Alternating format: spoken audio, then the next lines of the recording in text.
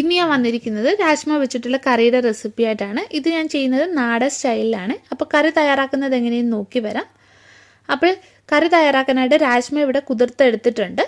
ഇത് 1 കപ്പ് രാജ്മ ഞാൻ ഓവർനൈറ്റ് കുതിർത്തെടുത്തതാണ്. ഇനി ഇത് നമുക്കൊന്ന് വേവിച്ചെടുക്കണം. അതിനായിട്ടൊരു കുക്കറിലേക്ക് ഇട്ട് കൊടുക്കാം. ഇനി ഇതിലേക്ക് വേവാൻ ആവശ്യമായിട്ടുള്ള വെള്ളം കൂടെ ഒഴിക്കാം. പിന്നെ ആവശ്യത്തിന് ഉപ്പും കൂടെ ചേർക്കാം. ഇനി ഇത് അടച്ചു വെച്ച് നമുക്ക് വേവിച്ചെടുക്കാം. 3-4 വിസിലിനുള്ളിൽ പയറൊന്ന് വെന്ത് കിട്ടുവേ.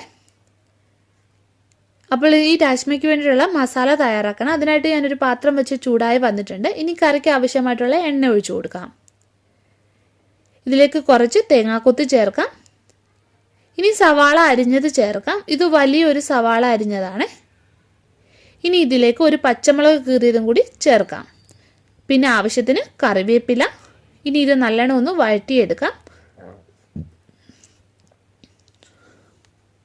ഇതിലേക്ക് 1 ടേബിൾ സ്പൂൺ ഇഞ്ചി വെളുത്തുള്ളി ചതച്ചത് ചേർക്കാം.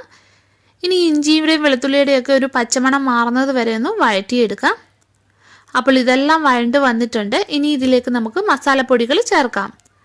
അതിന് 1/4 ടീസ്പൂൺ മഞ്ഞൾപ്പൊടി ചേർക്കാം. പിന്നെ മുളക് പൊടി ചേർത്ത് കൊടുക്കാം. ഇത് 1.5 ടീസ്പൂൺ മുളക് പൊടിയാണ്.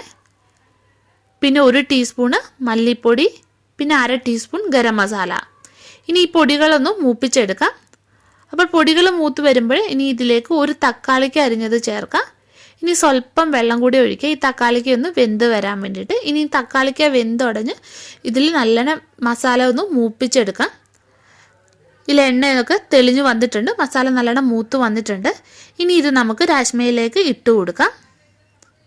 ഇനി ഈ പാത്രം കൂടെ കഴുകി സ്വല്പം വെള്ളം കൂടി ഒഴിച്ചു കൊടുക്കാം. അപ്പോൾ ഈ പയർ സ്വല്പം കൂടി ഒന്ന് വെന്ത് വരാൻ വേണ്ടിയിട്ടുണ്ട്.